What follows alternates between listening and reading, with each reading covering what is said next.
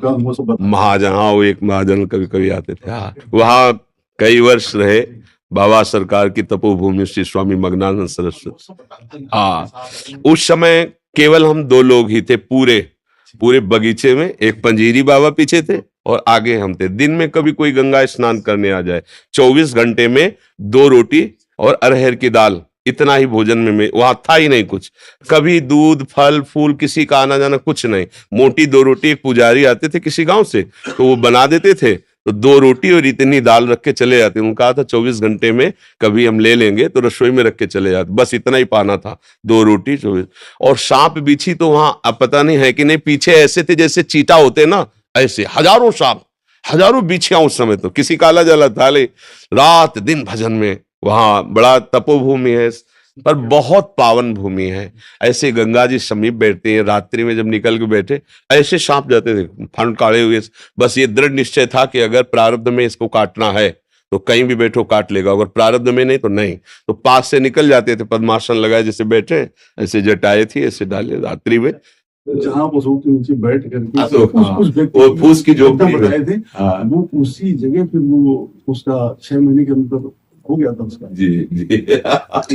एक बार क्या हुआ कि वहां का एक गुंडा था जो उसी की, हाँ 6 महीने के अंदर। हाँ तो हम ऐसे गेट की तरफ बैठे थे ऐसे, तो मोटरसाइकिल से जूता पहनकर आया, तो हमें कुछ पता नहीं था, पर हम उससे कहा भाई, 4-5 वयोवृद्ध बैठे थे, हम कहा भाई आपसे प्रार्थना है, बाबा सरकार की तपोभूमि है, आपको यहाँ गाड़ी और जूता सहित नहीं आना चाहिए। तो उसने गाड़ी खड़ी की, हमारी तरफ ऐसे देखा जैसे शेर अपने शिकार को देखता है। हम बाबा जी फटे पुराने कपड़े, वहां तो बड़ा अकिंचन स्वरूप है, तो वो गया ऐसे जूता पहने। तो हम कहा कि कैसा भद्र आदमी है कि संतों की बात भी नहीं मानता है।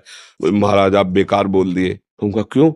बोले मतलब 50 काटने वाला आदमी है, किसी को भी काट सकता है, किसी को मार सकता है, इसकी मतलब चलती है इस एरिया में, गंगा का किनारा है, किसी को भी काट के फेंक दे। हमें लगता है कि आपको नहीं बोलना चाहिए।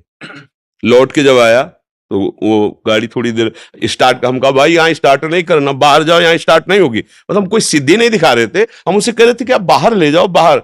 और वो लाख स्टार्ट किया लेकिन स्टार्ट नहीं हुई। तो हमने उससे कहा कि एक पावर है जिसको तुम जानते नहीं, बाहर जाओ यहाँ। तो चला गया। दूसरे दिन हम उसी अशोक के नीचे, जो बड़ा अशोक जहाँ झोपड़ी वाली है, गंगा स्नान करके आकर के फिर बैठते थे। तो बैठे थे तो पादुका से पत्तों की खनक होती है, तो ऐसे लगा कि कोई आ रहा है, और वहां आदेश था कि कोई भी गंगा स्नान करने आए उधर ना आवे। तो कहा हो सकता है पुजारी जी ने ना बताया हो। तो ऐसे दृष्टि गई तो देखा वही आदमी। तो थोड़ा मन में आया कि क्रूर स्वभाव का आदमी, पता नहीं चला, शांत बैठे रहे। उन्होंने देखा ए बाबा, कहा जी, ऐसे कहा जी। तो उसने पहले पिस्तौल निकाली और सामने रखा, बोले इसको जानते हो? हम कहा इतना तो जानते हैं कि ऐसे गोली चलती है। फिर उसने करोली चाकू निकाली, सामने रखा, बोला इसको जानते हो? हम कहा तीसरा निकालने के पहले हम इसको दिखा दे। कमंडल खोला, गंगा जल दिखाया, हम कहा इसको जानते हो? हम कहा तू है और हम है, और हाथ में गंगा जल लिया। हम कहा उठा पिस्तौल, दूसरा नहीं है, और चाकू उठा। अगर हमने संकल्प कर दिया तो तू अगर अभी नष्ट ना हो जाए तो बता। तुमने कहा बाबा जियों को तुम खिलवाड़ समझता है क्या? पिस्तौल ली, चली गई। आपने जल लिया, उसी जल में फिर समाहित हो गया। तो भागवतिक बल एक अलौकिक बल होता है।